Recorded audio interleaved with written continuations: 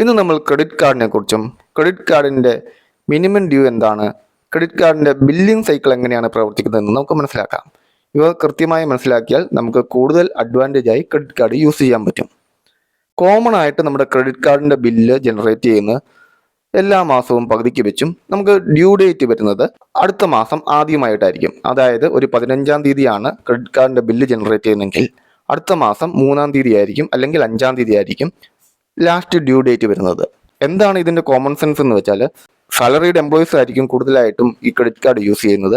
Salary credit ആയാൽ തന്നെ credit card bill set of ചെയ്യുക എന്നതാണ് ഈ ഒരു ബില്ലിംഗ് ഡേറ്റിൻ്റെ ലക്ഷ്യം തന്നെ. നമ്മുടെ ബില്ലിംഗ് സ്റ്റേറ്റ്മെൻറ്റിൽ 2 ഓപ്ഷൻ കാണാം: ഫുൾ എമൗണ്ട് സെറ്റിൽ ചെയ്യുക അല്ലെങ്കിൽ മിനിമം ഡ്യൂ സെറ്റിൽ ചെയ്യുക എന്നുള്ളത്. മിനിമം ഡ്യൂ സെറ്റിൽ ചെയ്യുക എന്ന് വെച്ചാൽ എന്താണ്? ഫുൾ എമൗണ്ട് നമ്മൾ അടയ്ക്കേണ്ട കാര്യമില്ല. അതിൽ പറഞ്ഞിരിക്കുന്ന ആ ഒരു മിനിമം എമൗണ്ട് കാണും. ആ മിനിമം എമൗണ്ട് അടച്ചുകൊണ്ട് നമുക്ക് ഈ ഒരു ബില്ലിംഗ് സൈക്കിൾ സ്കിപ്പ് ചെയ്യാം എന്നുള്ളത് തന്നെയാണ്. ഈ മിനിമം എമൗണ്ട് ഡ്യൂ എന്നുള്ള ഓപ്ഷൻ നമ്മൾ സെലക്ട് ചെയ്തുകൊണ്ട് നമ്മൾ ബില്ല് സെറ്റിൽ ചെയ്താലുള്ള പോസിറ്റീവ്സും നെഗറ്റീവ്സും എന്താണെന്ന് നമുക്ക് നോക്കാം. ഒന്നാമതായി തന്നെ നമ്മുടെ മിനിമം ഡ്യൂ എമൗണ്ട് അടച്ച് നമുക്ക് ഈ ഒരു ബില്ലിംഗ് സൈക്കിൾ സ്കിപ്പ് ചെയ്യാം. രണ്ടാമതായിട്ട് സിബിൽ സ്കോർ കുറയാതെ തന്നെ നോക്കാം.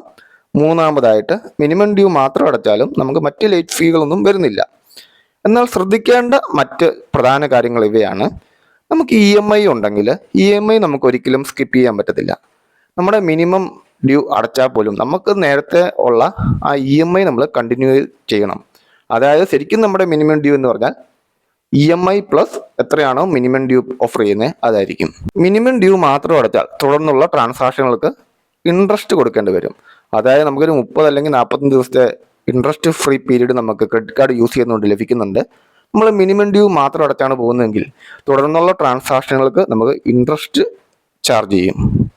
തുടർച്ചയായി മിനിമം ഡ്യൂ മാത്രം അടയ്ക്കുന്നത് നമ്മുടെ സിബിൽ സ്കോറിനെ ബാധിക്കും. ഒരു തവണയൊക്കെ നമുക്ക് കുഴപ്പമില്ല, എന്നാൽ തുടർച്ചയായിട്ട് ഇത് തന്നെ കണ്ടിന്യൂ ചെയ്താൽ അത് നമ്മുടെ സിബിൽ സ്കോറിനെ അഫക്റ്റ് ചെയ്യും. ഇനി ക്രെഡിറ്റ് കാർഡിൻ്റെ ബില്ലിംഗ് സൈക്കിൾ എങ്ങനെയാണെന്ന് നമുക്ക് കറക്റ്റായിട്ട് മനസ്സിലാക്കാം. നോർമലി ഒരു മാസത്തിൻ്റെ പകുതിയിലാണ്, അതായത് ഞാൻ പറഞ്ഞു 15-ാം തീയതിയൊക്കെ ആയിരിക്കും ബില്ല് ജനറേറ്റ് ചെയ്യുന്നത്. ഈ ബില്ല് അടയ്ക്കേണ്ടത് അടുത്ത മാസം ആദ്യത്തെ ദിവസങ്ങളിലായിരിക്കും. എക്സാമ്പിളായിട്ട് മെയ് 15-നാണ് കഴിഞ്ഞ മാസത്തെ ബില്ല് ജനറേറ്റ് ചെയ്തത്. നമുക്കിവിടെ അടയ്ക്കേണ്ട ഡേറ്റ് എന്ന് പറഞ്ഞാൽ ജൂൺ 3-ആണ്. അതായത് മെയ് 15 വരെ നമ്മൾ സ്പെൻഡ് ചെയ്ത തുകയ്ക്കാണ് ബില്ല് ജനറേറ്റ് ആയേക്കുന്നത്. ജൂൺ മാസം 3-ാം തീയതി വരെ അതിന് സമയമുണ്ട്. അടുത്ത ബില്ല് ജനറേറ്റ് ചെയ്യുന്ന, അതായത് മെയ് 16 മുതലുള്ള ബില്ല് ജനറേറ്റ് ചെയ്യുന്നത് ജൂൺ 15-നാണ്. അതായത് മെയ് 16 മുതൽ ജൂൺ 15 വരെ സ്പെൻഡ് ചെയ്യുന്ന തുകകളുടെ ബില്ല് ജനറേറ്റ് ചെയ്യുന്നത് ജൂൺ 15-നാണ്. അത് അടയ്ക്കേണ്ട ലാസ്റ്റ് ഡേറ്റ് ജൂലൈ 3-ആണ്. അതായത് മെയ് 16 മുതൽ ജൂൺ 15 വരെയുള്ള 30 ദിവസത്തേക്ക് സ്പെൻഡ് ചെയ്ത എമൗണ്ടിൻ്റെ ബില്ല് നമുക്കൊരു 15 ദിവസം കൂടെ ഗ്യാപ്പ് കിട്ടുന്നു. അതായത് ജൂലൈ 3 വരെ. അപ്പോൾ 18 ദിവസം കൂടെ, അതായത് നമുക്കൊരു 48 ദിവസം നമുക്ക് പീരീഡ് കിട്ടുന്നുണ്ട് ക്രെഡിറ്റ് കാർഡ് ബില്ല് സെറ്റ് ചെയ്യാനായിട്ട്. അപ്പോൾ ഈ ബില്ലുകൾ നമുക്ക് എങ്ങനെയൊക്കെ സെറ്റിൽ ചെയ്യാൻ നോക്കാം. നമ്മൾ പരമാവധി 3 തരത്തിൽ നമ്മൾ സെറ്റ് ചെയ്യുന്ന ആൾക്കാരുണ്ട്. ഒന്ന്, കോമൺ ആയിട്ട് ഇപ്പോൾ പറഞ്ഞേക്കുന്ന ഒരു ബില്ലിംഗ് ഡേറ്റ് ഉണ്ട്. സാലറി വരുമ്പോൾ ആ ബില്ല് എമൗണ്ട് അടച്ച് സെറ്റിൽ ചെയ്യുന്നു, വീണ്ടും കണ്ടിന്യൂ റോൾ ഓവർ നടത്തുന്നു. രണ്ടാമതായിട്ട് നമ്മുടെ കയ്യിൽ ക്യാഷ് ഉണ്ട്. പക്ഷേ നമ്മൾ ക്രെഡിറ്റ് കാർഡിൻ്റെ ഓഫേഴ്സും മറ്റൊരു ക്യാഷ് ബാക്കും ഒക്കെ കിട്ടാനായിട്ട് നമ്മൾ ക്രെഡിറ്റ് കാർഡ് കൊണ്ട് പേയ്മെൻറ്റുകൾ നടത്തുന്നു.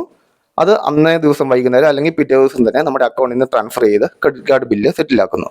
ഈ 2 കേസിലും റിസ്ക് ഇല്ല, നമ്മൾ റിസ്ക് ഫ്രീ ആയിട്ട് തന്നെ പോകുന്നുണ്ട്. മൂന്നാമതായിട്ട് ഒരു ഓപ്ഷൻ കൂടെ ഉണ്ട്. നമുക്ക് ഈ ക്രെഡിറ്റ് കാർഡ് ബില്ലിംഗ് സൈക്കിൾ നമുക്ക് 1 മാസം കൂടെ നമുക്ക് എക്സ്റ്റെൻഡ് ചെയ്തെടുക്കാം.